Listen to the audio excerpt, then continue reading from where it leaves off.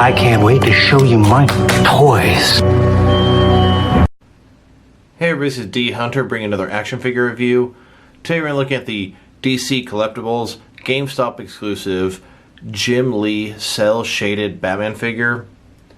Now this is sort of cel shaded as if he's an artist drawing the picture. This is a repaint of the, I believe it was a New 52 Batman figure we got a long time ago, and it has been re-released a couple different paint jobs. So let's go take a look at the package. As you can see here, DC Collection by Jim Lee, only at GameStop, Batman, classic logo. He's not black and white or anything, he does have coloring, but it's definitely shaded and done in a very unique, specific way. So let's go and check out the rest of the packaging. At the top we got a Batman logo. The side, here's the figure staying there with the Batman logo. Other side there's nothing.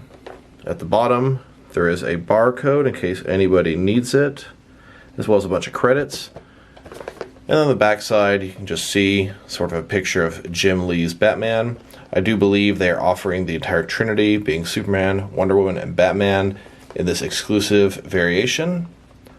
So with no further ado, let's open them up.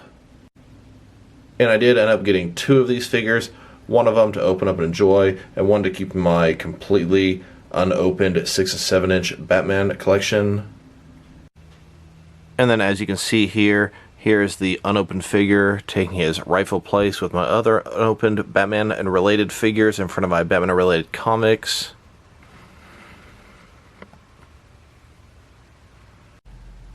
Alright, well now that we got this figure out of the package, here he is.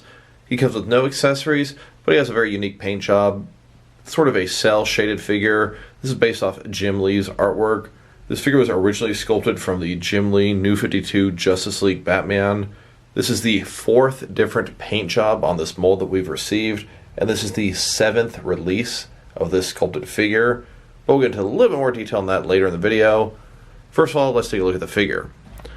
So like I said, his paint job is unique. I mean, he looks pretty cool.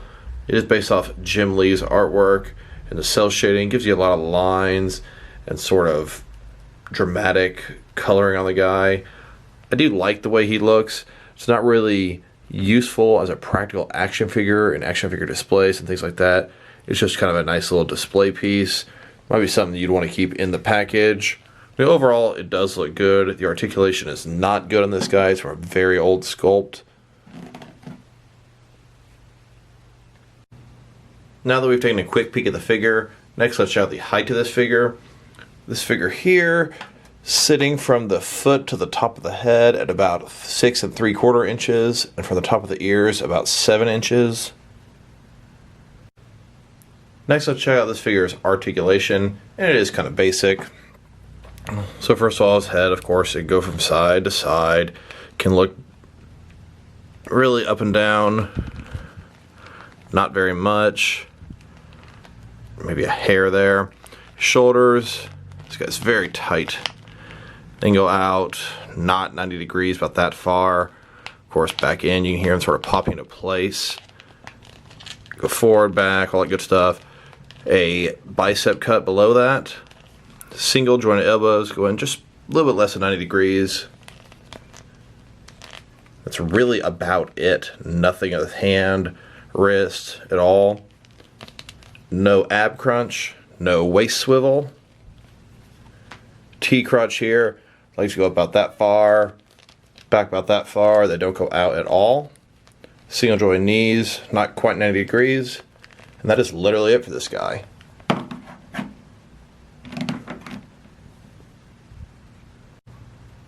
Now do keep in mind, this figure has terrible articulation. It is a re-release of the same mold used 7 or 8 years ago when the New 52 first started, and it was bad articulation back then.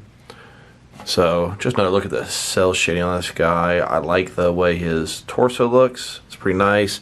The inside of the cape, kind of interesting little paint job there. Just overall, it's just interesting if nothing else. Not very practical. Next, let's check this guy out compared with some other action figures, starting with the Batman figures that share his mold, and then we'll look at 6 and 7 inch Batman figures from several different companies to see how this guy fits in both scale and style wise. Here he is next to the original release of this Batman. This is in his standard traditional black, gray comic colors. This was originally released as a DC Direct New 52 Justice League Comics Batman figure. He was re-released in a 7-pack of this We Be Heroes, We Can Fight Hunger in Africa campaign. It was a 7-pack. Then he was also re-released in a 3-pack with Wonder Woman, Batman, and Superman as the Trinity.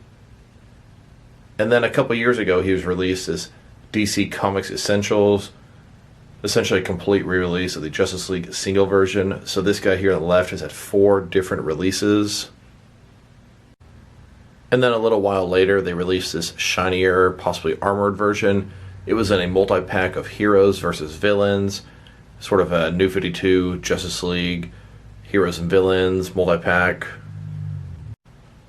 And then he was most recently released as, I believe, a San Diego Comic-Con exclusive, sort of a sketch version of the Jim Lee Batman. You see this one is white and gray.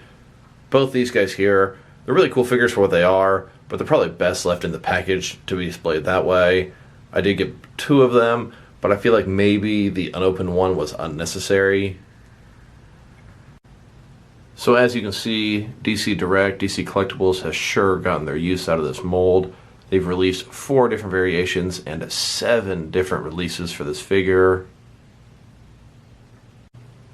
Next, let's look at him next to some of his DC Direct and DC Collectibles brothers. Here he is next to some older DC Direct Batman figures. And then here he has next to some DC Direct figures from each of the Arkham games: Arkham Asylum, Arkham City, Arkham Origins, and Arkham Knight. And then here he is next to some newer DC Collectibles Batman figures. Next, let's check him out compared with some other brands of Batman figures, starting with some of the taller ones and working our way smaller. Here he is next to some NECA Batman figures. These are some of the nicest figures of Batman in the 7-inch scale. And then here he is next to some Mezco 1/12 soft cloth goods action figures. And then here he is next to some Mattel DC Universe Classics Batman figures. And then next to some Mattel Multiverse Batman figures. Here he is next to some Mafex Batman figures. Here he is next to some Mattel Movie Masters Batman figures. Here he is next to some SH Figure Arts Batman figures. So overall, this is a okay Batman figure. It's unique as far as its color scheme. It seems like it's going to be more so aimed for collectors than for displaying and playing. This thing does have some horrible articulation, complete reuse, no accessories, and it's not very practical for your action figure world. Like I said, it's a cool collector item. It does have a very unique, pretty cool paint job.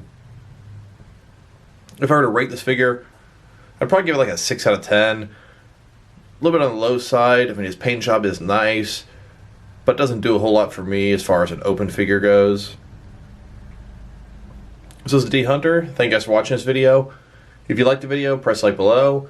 If you have anything you want to say about the video, add it in the comment section. If you want to see additional action figure reviews from me, press subscribe. I do appreciate when you do that. Once again, this is D Hunter. Thank you guys for watching this video, and I'll talk to you guys real soon.